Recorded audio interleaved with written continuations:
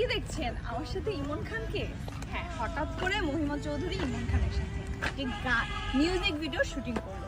বলেন তো ভাইয়া গানটার নাম? গানটার নাম হচ্ছে কোন কলমে লিখছো বিধি।